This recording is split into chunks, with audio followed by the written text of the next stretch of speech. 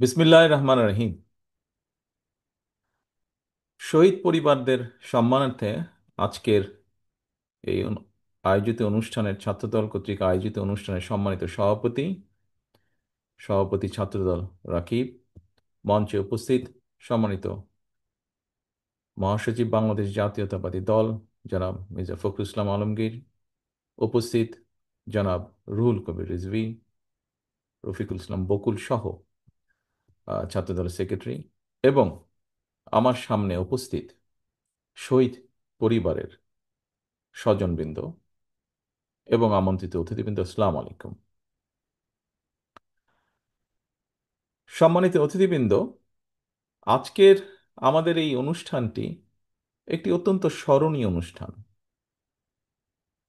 শুধু স্মরণীয় নয়, একই সাথে এই অনুষ্ঠানটি একটি আহ, একটি অনেক ইমোশনাল একটি অনুষ্ঠান আমাদের জন্য।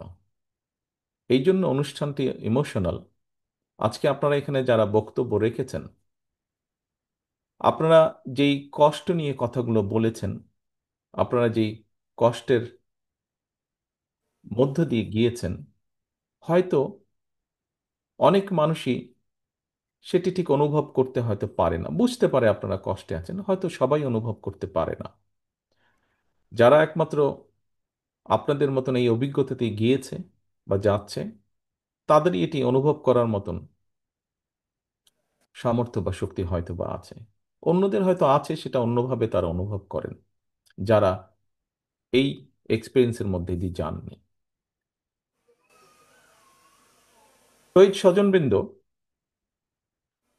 গত প্রায় 16-17 বছরে, 16 বছরে 17 বছরে, বিশেষ করে বিগত যে স্বৈরাচার বাংলাদেশ থেকে পালিয়ে গিয়েছে, আপনারা আপনাদের যে স্বজনকে হারিয়েছেন,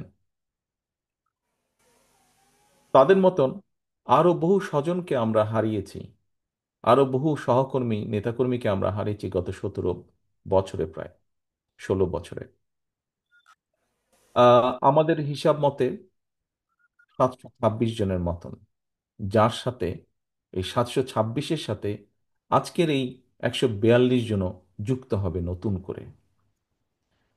বিগত 10-12 বছর যাবত আমরা চেষ্টা করেছি আমাদের এই শহীদ যারা খুন গুমের শিকার হয়েছে, আমাদের সেই সহকর্মীদেরকে, সেটি শুধু ছাত্রদল নয়, বিএনপি, যুবদল, স্বেচ্ছাসেবক, অন্য অন্য আমাদের অঙ্গ সহযোগী সংগঠন, সকলের সাথে আমরা চেষ্টা করেছি দলের অবস্থান থেকে, দলের পক্ষ থেকে একটি যোগাযোগ রাখার জন্য।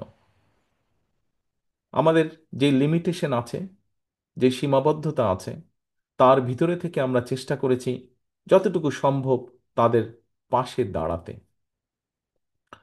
তাদেরকে সাথে রাখতে, তাদের সাথে থাকতে আমরা চেষ্টা করেছি।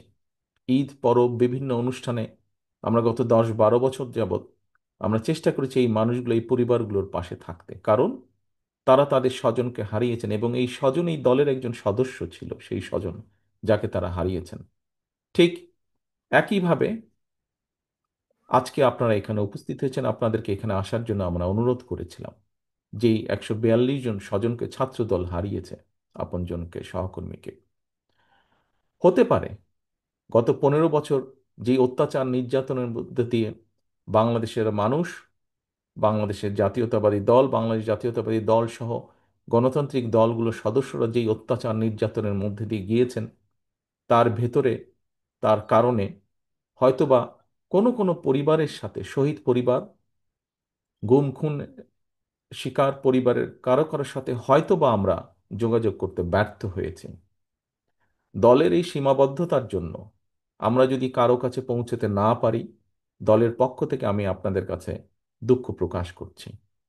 ইনশাল্লাহ আমাদের আরো প্রচেষ্টা থাকবে, যাদের কাছে আমরা পৌঁছতে পারিনি আমাদের সর্বশক্তি দিয়ে আমরা চেষ্টা করব তাদের কাছে পৌঁছানোর জন্য। সম্মানিত উপস্থিতিবৃন্দ, অতিথিবৃন্দ, আজকের এই অনুষ্ঠানে যারা আপনারা উপস্থিত হয়েছেন, আপনাদের যে স্বজনদেরকে আপনারা হারিয়েছেন, তাদের একটি লক্ষ্য ছিল, উদ্দেশ্য ছিল। যেই উদ্দেশ্য বা লক্ষ্যকে সফল করতে গিয়ে তারা তাদের নিজেদের জীবনকে উৎসর্গ করেছে এই দেশ দেশের মাটি এবং দেশের মানুষের জন্য। কি সেই লক্ষ্য বা উদ্দেশ্য ছিল? আমরা যদি সংক্ষেপে খুব সংক্ষেপে যদি আমরা দেখি, তাদের উদ্দেশ্য ছিল এই দেশের একটু ভালো পরিবর্তন হবে, এই দেশের মানুষের একটু ভাগ্যের ভালো পরিবর্তন হবে, এদেশের মানুষ একটু স্বাধীনভাবে নিজের মতামত প্রকাশ করতে পারবে, কথা বলতে পারবে, তার রাজনৈতিক মিনিমাম অধিকারটুকু সে প্রয়োগ করতে পারবে। খুব সংক্ষেপে বললে হয়তো এই চাওয়াগুলো ছিল, এবং এই চাওয়াগুলোকে প্রতিষ্ঠিত করার জন্যই তারা সেদিন রাজপথে নেমে এসেছিল। কিন্তু রাজপথে নেমে এসেছিল, ঘরে ফিরে যেতে পারেনি।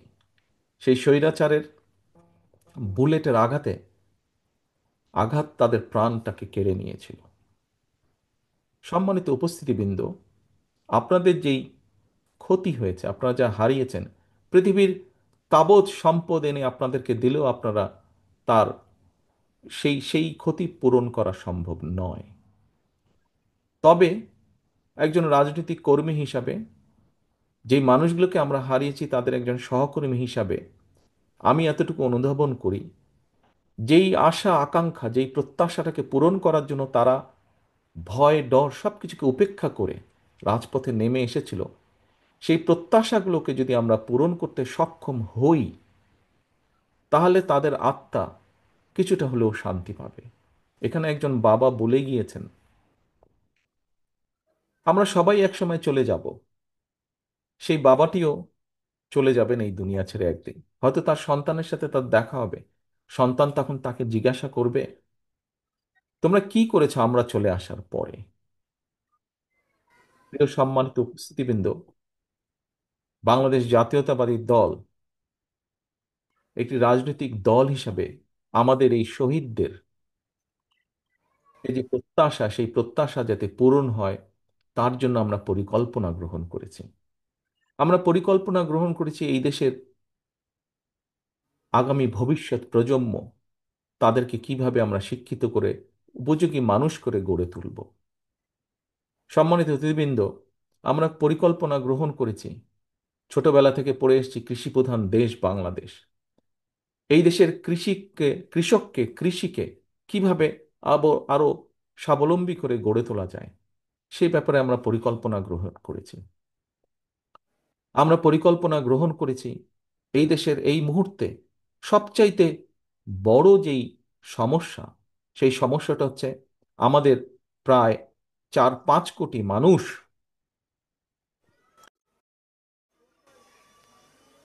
4-5 কোটি মানুষ যারা তরুণ, আরো প্রতি বছর লক্ষ লক্ষ যে তরুণ যুক্ত হচ্ছে যেই তরুণ সমাজের সাথে, তাদের কর্মসংস্থান, বেকারত্বকে অভিশাপ থেকে তাদেরকে কিভাবে বের করে নিয়ে আসা যায়, সেই পরিকল্পনা আমরা গ্রহণ করেছি। সম্মানিত অতিথিবৃন্দ, আমরা দলের পক্ষ থেকে পরিকল্পনা গ্রহণ করেছি। আমরা প্রায় একটি কথা বলি যে দেশকে যদি এগিয়ে নিয়ে যেতে হয়, তাহলে দেশের জনসংখ্যার যে অর্ধেক নারী সমাজ, সেই নারী সমাজকেও এগিয়ে আসতে হবে, তাদেরকেও সহযোগিতা করতে হবে, তাদেরকেও পথ দেখিয়ে দিতে হবে যে কিভাবে তারা স্বাবলম্বী হতে পারবেন। সেটি রাজনৈতিকভাবে হোক, সেটি অর্থনৈতিকভাবে হোক। দেশের অর্ধেক যে সমাজ, অর্ধেক যে জনসংখ্যা নারী সমাজ, তাদের জন্য সেই পরিকল্পনা আমরা গ্রহণ করেছি। দেশকে, অর্থাৎ আমাদের শহীদরা, তারা যে প্রত্যাশা নিয়ে নিজের জীবনকে উৎসর্গ করেছে, সেই প্রত্যাশাগুলো যাতে পূরণ করতে পারি আমরা, এই দেশের মানুষের সমর্থন নিয়ে একটি গণতান্ত্রিক উপায় সরকার গঠন করতে সক্ষম হলে, সকলকে, রাজনৈতিক দলগুলোকে আমরা বহু আগেই বলেছি যে আমরা সকলকে একসাথে নিয়ে দেশ গড়তে চাই। আমরা অতীতে দেখেছি যে দেশ বিভক্ত করে দেওয়া হয়েছিল, এবং সেজন্যই দেখেছি বাংলাদেশ সহ বাংলাদেশের প্রত্যেকটি প্রতিষ্ঠান কিভাবে ভেঙে চুরে ছারখার হয়ে গিয়েছে। আমরা বিশ্বাস করি যে দেশকে যদি গড়তে হয়, জাতিকে ঐক্যবদ্ধ করতে হবে। এই ঐক্যবদ্ধ করতে হলে পরিশ্রম করতে হবে। দেশকে গড়তে হলে জাতিকে ঐক্যবদ্ধ করতে হবে। ঐক্যবদ্ধ করার জন্য সব প্রকার উদ্যোগ আমরা গ্রহণ করেছি। সম্মানিত অতিথিবৃন্দ, শহীদ পরিবারের সদস্যবৃন্দ, আপনারা এখানে যারা বক্তব্য দিয়েছেন, আপনাদের বক্তব্য থেকে কতগুলো বিষয়, কতগুলো পরামর্শ বেরিয়ে এসেছে। তবে হয়তো বিভিন্ন কারণে আপনারা কিছু কিছু বিষয় হয়তো খেয়াল দিতে পারেননি, সেজন্যই হয়তো বেরিয়ে এসেছে। যেমন বলেছেন জুলাই সনদ, এটি আমরা 3 মাস আগে দিয়ে দিয়েছি। আপনারা বিচারের কথা বলেছেন, বিচারের কথা শুধু আপনাদের কথা না, বিচারের কথা সমগ্র বাংলাদেশের প্রত্যেকটি গণতান্ত্রিক মানুষের দাবি, প্রত্যেকটি গণতান্ত্রিক মানুষের কথা, দাবি এটি। কাজেই কেন আমরা সেটি করব না? অবশ্যই বাংলাদেশ জাতীয়তাবাদী দল যখনই সুযোগ পাবে অবশ্যই নিশ্চিত করার চেষ্টা করবে প্রত্যেকটি হত্যাকাণ্ডের বিচার। এটি নিশ্চিত করার চেষ্টা করবে, কারণ এটি আমাদের কমিটমেন্ট।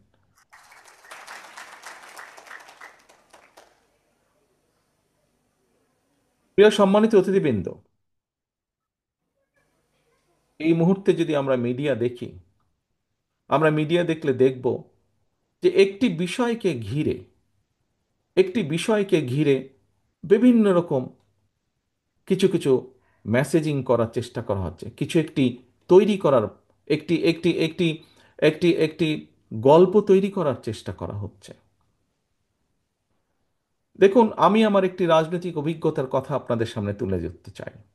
এই অভিজ্ঞতা আমার যেমন আছে, এই অভিজ্ঞতা মহাসচিব সাহেবের আছে, এই অভিজ্ঞতা মঞ্চে উপস্থিত রিজভী সাহেবের আছে, এই অভিজ্ঞতা মঞ্চে উপস্থিত আমাদের ছাত্রদলের সভাপতি, সেক্রেটারি, আমাদের ছাত্রবিদের সম্পাদক বকুল সহ অনেক নেতৃবৃন্দের আছে এই অভিজ্ঞতা। কি সেই অভিজ্ঞতাটি? আমরা যখনই বিভিন্ন মানুষের সাথে কথা বলি, এই দেশে আমি যুক্তরাজ্যে আছি, এখানেও যখন বাংলাদেশি মানুষের সাথে দেখা হয়, প্রত্যেকে বিভিন্নভাবে তাদের কিছু কথা তুলে ধরেন। আপনারা যেরকম তুলে ধরেছেন, কেউ বলেছেন প্রশাসনকে এটা বলে দিতে, প্রশাসনকে কঠোরভাবে নিয়ন্ত্রণ করতে অথবা ঠিকভাবে গাইড করতে, কেউ বলেছেন বিচারের কথা। বিভিন্ন জন বিভিন্ন পরামর্শ আপনারা দিয়েছেন, এভাবে বিভিন্ন মানুষ পরামর্শ দেয়। সম্মানিত অতিথিবৃন্দ, সকলের কাছে আমি একটি কথা তুলে ধরতে চাই। কেন বিএনপিকে আমরা, বা মানুষ পরামর্শ দেয় কেন বিএনপিকে? কারণ মানুষ একটি জিনিস বিশ্বাস করে বা মনে করে খুব দৃঢ়ভাবে, যে বিএনপি সরকার পরিচালনার অভিজ্ঞতা আছে, ইনশাল্লাহ বিএনপি আগামী দিনে দেশ পরিচালনা করবে। যে যেই কাজটা করতে পারে, আমি এটি তালি বাজানোর জন্য দেইনি, কিন্তু আমি একটি জিনিস বোঝানোর জন্য দিয়েছি, বলছি আপনাদেরকে। অর্থাৎ যে যেই কাজটি করতে পারে, অন্যজন, অপরপক্ষ যদি বিশ্বাস করে যে অমুক ব্যক্তি অমুক কাজটি করতে পারে, করার ক্ষমতা তার আছে, তখন সেই বিষয় সংক্রান্ত পরামর্শ বা তার মতামত সে তুলে ধরে। আপনারা টিভিতে দেখবেন, টক শোতে দেখবেন, বিভিন্ন ব্যক্তি বলেন, হ্যাঁ বিএনপির তো এই করা উচিত, বিএনপির ওই করা উচিত, বিএনপির দেশ নিয়ে এটা করা উচিত, বিএনপির দেশ নিয়ে ওই পলিসি নেওয়া উচিত, বিএনপির ছাত্রদের নিয়ে এই পলিসি নেওয়া উচিত, শ্রমিকদের নিয়ে এই পলিসি নেওয়া উচিত। কেন বলে কথাগুলো? কথাগুলো বলে কারণ যারা পছন্দ করে করে না উভয় পক্ষই স্বীকার করে নিচ্ছে যে আগামী দিনে ইনশাল্লাহ বিএনপি দেশ পরিচালনা করবে। সেই জন্যই বিএনপিকে এই কথা বলে। প্রিয় সহকর্মীবৃন্দ, বিভিন্ন সময় বিভিন্ন পত্রপত্রিকা ইদানিং আমরা দেখছি যে বিএনপি সংস্কারের এটি মানছে না, ওটি মানছে না, সেটি মানছে না। অপরপক্ষে আমরা দেখছি অনেকগুলো দল সব কিছু মেনে নিচ্ছে। আমাদের নেতৃবৃন্দ বলেছেন যে এখানে তো আমরা এসেছি আলোচনা করার জন্য, যদি সব মেনেই নিতে হয় সেটি তাহলে আলোচনার দরকার ছিল কি? সরকার বলে দিত যে এই করতে হবে। কিন্তু আলোচনার জন্যই ডাকা হয়েছে, এবং সেই আলোচনাকে আমরা দেখেছি কিছু ব্যক্তি, তার মধ্যে কিছু মিডিয়ার কিছু অংশ সহ, বলার চেষ্টা করছেন, তুলে ধরার চেষ্টা করছেন যে বিএনপি এটা মানছে না, বিএনপি ওটা মানছে না, আর কেউ কেউ এটা মানছে, ওটা মানছে। সকলের প্রতি সম্মান রেখেই আমি বলছি, দেশ পরিচালনার দায়িত্ব যারা যারা যাচ্ছেন রিফর্ম কমিটিতে, দেশ পরিচালনার অভিজ্ঞতা বা দায়িত্ব বা অভিজ্ঞতা বিএনপি ছাড়া আর কি কারো ওখানে আছে? কারণ নেই, আর কারণ নেই। কাজে বিএনপি যেটি মানছে এবং যেটি নিয়ে বিএনপি প্রশ্ন তুলছে, বিএনপির অভিজ্ঞতা থেকেই বলছে। কারণ বিএনপি জানে, বিএনপির ধারণা আছে যে কোন কাজটি করলে দেশের জন্য ভালো হতে পারে, কোন কাজটি করলে দেশের জন্য ভালো না হতে পারে। বিএনপির দায়িত্ববোধ আছে, দায়িত্ববোধ আছে বলেই বিএনপির অবজারভেশনগুলো তুলে ধরছে, বিএনপির আপত্তিগুলো তুলে ধরছে। যার কোনো দায়িত্ববোধ নাই তাকে তো যদি বলে যে তোমাকে হিমালয় পর্বত নিতে হবে মাথায়, সে বলবে নিব মাথায়। কিন্তু হিমালয় পর্বতকে তো মাথায় তোলা যায় না। যার দায়িত্ববোধ নাই, কাঁধে যার দায়িত্ব পড়ার কোনো কারণ নেই, কাঁধে যার দায়িত্ব নেবার কোনো কারণ নেই, সে তো সব কিছুই করে ফেলতে পারবে। বিএনপির যেহেতু দায়িত্ববোধ আছে, বিএনপির যেহেতু অভিজ্ঞতা আছে, সেই জন্যই অভিজ্ঞতার আলোকেই বিএনপি যেটা যেটা মনে করেছে দেশের জন্য ভালো, দেশের মানুষের জন্য ভালো হবে, বিএনপি সেটাতে সেটাতে এগ্রি করেছে। বিএনপি যেটাতে যেটাতে মনে করেছে যে আলোচনার মাধ্যমে সংসদে, আগামী সংসদে আলোচনার মাধ্যমে করে ফেলা যাবে, কাজটি আলোচনার মাধ্যমে আমরা করব, বিএনপি সেভাবেই প্রস্তাব উপস্থাপন করেছে। আজকে দেখুন, জুলাই সনদ নিয়ে আপনারা কথা বলেছেন, জুলাই সনদ নিয়ে বাইরে কথা বলেছে, কিন্তু কেন কেউ বলছে না, সরকার থেকে কেন বলছে না? ঠিক আছে, জুলাই সনদ তো এর কি ব্যাপার স্যাপার, এগুলো তো বিএনপি 3 মাস আগেই জানিয়ে দিয়েছে। কেন বলছে না? কেন কিছু কিছু দল পুরো বিষয়টিকে ভ্রান্তভাবে উপস্থাপনের চেষ্টা করছে? যে ঘটনাটি ঘটে গেছে পুরনো ঢাকায়, যে ঘটনাটি ঘটে গেছে, যে ছেলেটি মারা গেছে বরঞ্চ তার সাথে হয়তো যুবদলের সম্পর্ক আছে, কিন্তু যে খুন করছে বা যে হত্যা করছে তাকে তো অন্য জায়গা থেকে, আমরা যেটা খবর পেয়েছি, অন্য জায়গা থেকে নিয়ে আসা হয়েছে তাকে। তাকে ধরা হচ্ছে না। ধরা হলো, অন্যদেরকে অ্যারেস্ট করা হলো, তাকে ধরা হচ্ছে না। কি, তাকে আসামিও পর্যন্ত বোধহয় করা হয়নি এখন পর্যন্ত। কেন হয়নি? কেন ধরা হচ্ছে না? আমাদের পক্ষ থেকে তো একবারও বলা হয়নি যে তমুককে ধরা যাবে না, অমুককে ধরা যাবে, একবারও তো এই কথাটি বলা হয়নি। আমরা বরাবর বলে দিচ্ছি, একটু আগে যেটি আপনাদের সামনে বলেছি, বরাবর আমরা বলেছি অন্যায়কারী আইনের দৃষ্টিতে তার বিচার হবে। দলের সাথে তার কি সম্পর্ক, কিচ্ছু যায় আসে না তাতে। তাকে দল কোনো রকম প্রশ্রয় দিবে না। কেউ যদি কোনো অন্যায় করে থাকে, তাহলে প্রশাসন ধরছে না কেন তাকে? আমাদের এখানে রিজভী আহমেদ সাহেব পরিষ্কার বলেছেন, দলীয় অবস্থান থেকে আমাদের যা যা করা প্রয়োজন, আমরা প্রত্যেকটি যেটি যেটি জেনেছি, তদন্তের পরে যাদের যাদের সম্পর্কে প্রমাণিত হয়েছে অভিযোগ, আমরা আমাদের দলীয় অবস্থান থেকে তাদের বিরুদ্ধে ব্যবস্থা গ্রহণ করেছি। আইন শৃঙ্খলা বাহিনী কেন তাহলে বসে আছে? আইন শৃঙ্খলা বাহিনীকে চালায় কে? বিএনপি তো চালায় না, চালাচ্ছে তো সরকার। তাহলে সরকার কেন ব্যবস্থা নিচ্ছে না তাদের বিরুদ্ধে? সেটি দলেরই হোক বা সেটি অন্য কোনো লোকই হোক, কেন ব্যবস্থা নিচ্ছে না? প্রিয় উপস্থিতিবৃন্দ, দেখুন, একটু আগে আপনাদের সামনে আমি তুলে ধরেছি বিএনপির প্রত্যেকটি, আমাদের যারা শহীদ হয়েছে সহকর্মীরা, তারা দেশকে যেমন দেখতে চেয়েছে, তার উপরে ভিত্তি করে আমরা প্রত্যেকটি বিষয়ে পরিকল্পনা গ্রহণ করেছি। কিন্তু একটি শব্দ প্রায় বক্তব্যে উঠে আসে, ষড়যন্ত্র। যা আগে বলেছিলাম 8 মাস 7 মাস আগে, তা এখনো বলছি। শুধু আমি একা বলছি না, যারা বিবেকবান সচেতন মানুষ, দেশপ্রেমিক মানুষ, প্রত্যেকটি মানুষ বলছেন এই কথাটা। নতুন করে ষড়যন্ত্র আবার শুরু হয়েছে। একটু আগেই আমি বলেছি, বিএনপি তার অভিজ্ঞতার আলোকে বলেছে সংস্কার কোনটি উচিত হবে, কোনটি উচিত হবে না, বা কি মতামত। কারণ বিএনপি দায়িত্ববোধ থেকে বলেছে।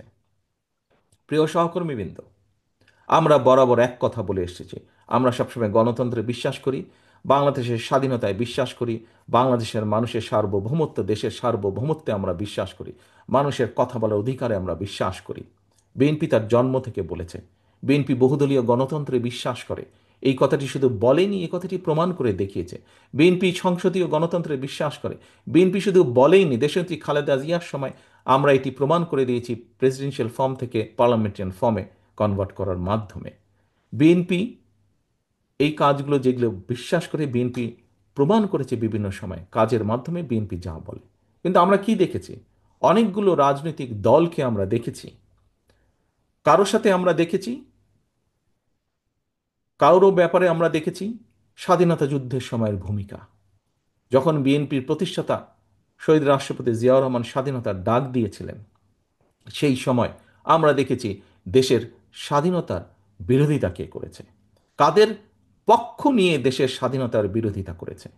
আবার আমরা দেখেছি কোন কোন রাজনৈতিক দলের সদস্য এই দেশের মানুষকে যুদ্ধের ডাক দেয়নি, বরং ডাক দেওয়ার দায়িত্ব তাদের ছিল, কিন্তু ডাক না দিয়ে আমরা দেখেছি সবাই মিলে গিয়ে কোনো একটি দেশে লুকিয়েছিল বা আশ্রয় নিয়েছিল। কে ছিল এই দেশে? এই দেশের জনগণ ছিল। এই দেশের মুক্তিযোদ্ধারা এই দেশে ছিলেন। এই দেশের জনগণ এই দেশে ছিল। এবং সেই মুক্তিযোদ্ধাদেরকে, যারা মুক্তিযুদ্ধ করেছেন, তারা বিভিন্ন সেক্টর কমান্ডারের অধীনে মুক্তিযুদ্ধ করেছেন। আজকে যদি বিএনপির অবস্থান থেকে আমরা বলি, আমরা কাউকে দেখেছি একটু দূরের একটি দেশের গান গাইতে, আবার কাউকে দেখেছি একদম প্রতিবেশী একটি দেশের গান গাইতে। এখন তো দেখা যাচ্ছে বিএনপি ছাড়া, বাংলাদেশ জাতীয়তাবাদী দল ছাড়া বিভিন্ন দল বিভিন্ন দেশের গান গাইছে বাংলাদেশে। প্রিয় উপস্থিতিবৃন্দ, বাংলাদেশ জাতীয়তাবাদী দলের পক্ষ থেকে আপনাদের সকলের সামনে আজকে জোর গলায় আমি বলতে চাই, বিএনপি বিশ্বাস করে বাংলাদেশের জনগণ তাদের সকল রাজনৈতিক ক্ষমতার উৎস। বিএনপি বিশ্বাস করে বাংলাদেশের অস্তিত্বে, বিএনপি বিশ্বাস করে বাংলাদেশের মানুষের স্বাধীনতা সার্বভৌমত্বে, দেশের স্বাধীনতা সার্বভৌমত্বে। বিএনপি বিশ্বাস করে এটি, বাংলাদেশই হচ্ছে বিএনপির সর্বপ্রথম এবং সর্বশেষ ঠিকানা। কাজে আজ পরিষ্কারভাবে আপনাদের সামনে আবারও আমি তুলে ধরতে চাই যে হত্যাকাণ্ড জুলাই আগস্টে হয়েছে, যে হত্যাকাণ্ড গত 15 বছর হয়েছে, আমাদের সুযোগ আসলে ইনশাল্লাহ প্রত্যেকটি হত্যাকাণ্ডের আমরা বিচার করব। যত সময় লাগুক, ধীরে সুস্থে প্রত্যেকটি হত্যার বিচারকাণ্ড আমরা করব। আপনাদের সামনে পরিষ্কারভাবে আমি তুলে ধরতে চাই, 31 দফার মাধ্যমে আমরা জনগণের সামনে দেশকে গড়ে তোলার, রাষ্ট্র কাঠামোকে পুনর্গঠন করার যে পরিকল্পনা দিয়েছি, বাংলাদেশের মানুষের সমর্থন পেলে আমরা পূর্ণ উদ্যোগে সর্বোচ্চ প্রচেষ্টা দিয়ে আমরা 31 দফা বাস্তবায়নের চেষ্টা করব। আমাদের কারণ, যে শহীদরা জুলাই আগস্ট সহ বিগত 15 বছরে যে মানুষগুলো প্রাণ দিয়েছে মানুষের এদেশের মানুষের স্বাধীনতা, সার্বভৌমত্ব, রাজনৈতিক অধিকার, অর্থনৈতিক অধিকার প্রতিষ্ঠার জন্য বিএনপি সর্বশক্তি দিয়ে সেই শহীদদের মর্যাদা রক্ষা করবে, প্রতিশ্রুতি বাস্তবায়নের মাধ্যমে। প্রিয় সহকর্মীবৃন্দ, প্রিয় উপস্থিতিবৃন্দ, সম্মানিত নেতৃবৃন্দ, পরিশেষে আমি আপনাদের সকলকে আহ্বান করব, আসুন আমাদের সকলকে চোখ কান খোলা রাখতে হবে। আমাদের যে আন্দোলন, আমাদের যে যুদ্ধ ছিল গণতন্ত্র প্রতিষ্ঠার, মানুষের অধিকার প্রতিষ্ঠার, সেই যুদ্ধ কিন্তু এখনো শেষ হয়ে যায়নি। একটি হাদিস দিয়ে আপনাদের সামনে থেকে আজকে আমি বিদায় নিতে চাচ্ছি। একটি হাদিসে বলা হয়েছে, কোনো ব্যক্তির মিথ্যাবাদী হওয়ার জন্য এতটুকুই যথেষ্ট যে সে যা শুনে সত্যতা যাচাই না করে তাই প্রচার করে বেড়ায়। প্রিয় সহকর্মীবৃন্দ, সম্মানিত উপস্থিতিবৃন্দ, আমরা অনেককেই আজকে ধর্মীয় অবস্থান থেকে অনেককে আমরা কথা বলতে দেখি, অনেককে কথা বলতে শুনি। তাদের সকলের কাছে, তাদের সকলের সামনে এই হাদিসটি আমি রেখে যাচ্ছি। আমি আশা করব, আমরা যারা এই দেশের, বাংলাদেশের মাটিতে বড় হয়েছি, বাংলাদেশের আলো বাতাসে বড় হয়েছি, আমরা আমাদের সর্বশক্তি দিয়ে এই দেশের স্বাধীনতা, সার্বভৌমত্ব, এই দেশের মানুষের অধিকারকে রক্ষা করব।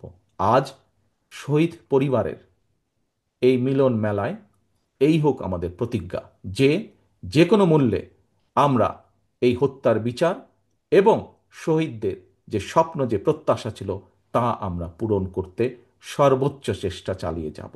এই হোক আজকের এই মিলন মেলার প্রতিজ্ঞা, এই হোক আজকের এই মিলন মেলার প্রতিশ্রুতি। সকলের কাছে বিদায় নিচ্ছে আমার বক্তব্য শেষ করে। আসসালামু আলাইকুম, আল্লাহ হাফেজ। বাংলাদেশ জিন্দাবাদ, বাংলাদেশ জাতীয়তাবাদী দল জিন্দাবাদ। আমরা